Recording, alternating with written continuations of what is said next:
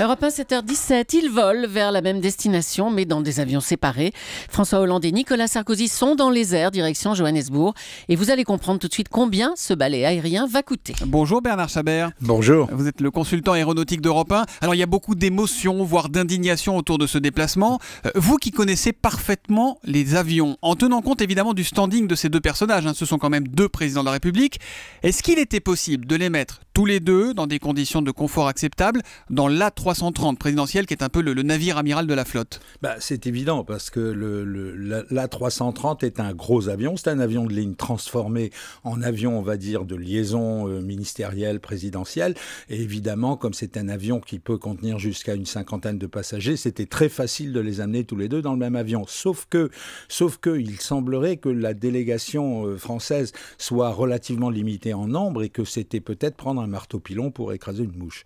Évidemment. Rassurez-nous quand même, en termes de confort, parce qu'on a beaucoup entendu dire qu'il n'y aurait pas eu un lit suffisamment confortable pour Nicolas Sarkozy. C'est pas la classe éco de Ryanair non plus, l'Airbus présidentiel.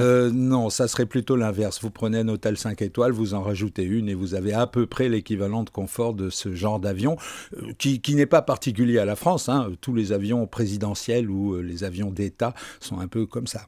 Alors au lieu de ça, il y a donc en ce moment 3 avions qui volent. Un qui transporte François Hollande, un qui transporte Nicolas Sarkozy et un troisième qui transporte toutes les équipes. C'est la réserve aussi. Si on fait l'addition de tout ça, qu'est-ce qui revient le plus cher? C'est l'A330 ou c'est ces 3 Falcons qui se suivent? Non, ce qui revient le plus cher, ça aurait été l'A330, puisqu'en gros, on peut estimer le coût de l'aller-retour avec un A330 sur Johannesburg, compte tenu du nombre d'heures de vol et tout ça, aux alentours de 370 000 € le voyage aller-retour. Alors qu'avec ces 3 avions séparés, on est autour de 130 000 €. Bon, c'est un peu des chiffres à la louche, mais c'est des ordres de grandeur, mais c'est à peu près ce que ça coûte, en tenant compte des tarifs qui sont pratiqués par des avions qui sont des avions appartenant à l'armée de l'air, sont des avions d'État, et les tarifs, évidemment, sont bien inférieurs, à peu près du tiers à ce que ça aurait été s'il avait fallu affréter des avions à des sociétés privées. Sachant qu'en plus, il y a des règles, il y a des procédures qui font que quand un chef de l'État part dans un avion, il y en a de toute façon un deuxième qui suit. Il y a un spare, un secours, comme on dit. Il y a un secours, évidemment, derrière, et puis il y a aussi le fait qu'il faut que ces avions soient sécurisés. C'est pas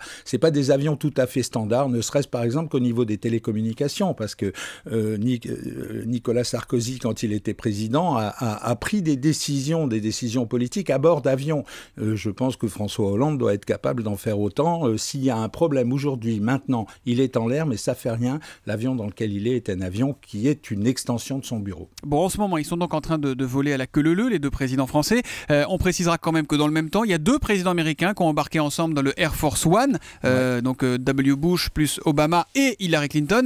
Ils sont moins capricieux. Le Air Force One américain est vraiment plus spacieux et plus confortable que notre avion à nous. Que l'A330, en gros, le 747, en réalité, il y a 2 747 dans la flotte présidentielle américaine, sont des avions, c'est les avions les plus gigantesques qui existent en matière d'avions de transport privé, si on peut dire.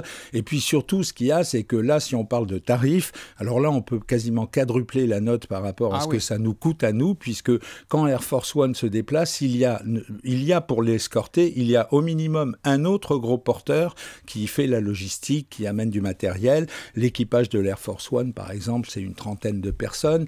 Et donc, évidemment, ça se fait, c'est à la dimension hollywoodienne et américaine, ça a toujours été le cas.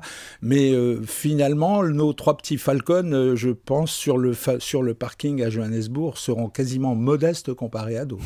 Et en plus, on aura 2 présidents qui seront peut-être un peu chiffons, parce qu'on dort beaucoup moins bien dans ces Falcons-là que dans un A330. Je parle sous votre contrôle. Oh, là, faut quand même pas exagérer, parce que ceux qui ont volé dans des avions de cette nature savent que ce sont certes des petits avions. Bon, évidemment, c'est vrai que 8 personnes à bord d'un Falcon, même 7X, le plus beau de la flotte, c'est quand même, on est un peu comme dans un voilier, vous savez, un voilier de 15 mètres à un équipage de 8 personnes, quoi. C'est quand même, on est un peu les uns sur les autres, c'est pas un avion de ligne, il n'y a pas un volume énorme, mais c'est quand même terriblement confortable. Bon, et bien on retiendra dans ce que vous le dites ce matin, c'est que ça aurait coûté plus cher finalement s'ils étaient montés dans le même avion qu'avec ces 3 petits Falcons qui se suivent. Merci beaucoup Bernard Chabert.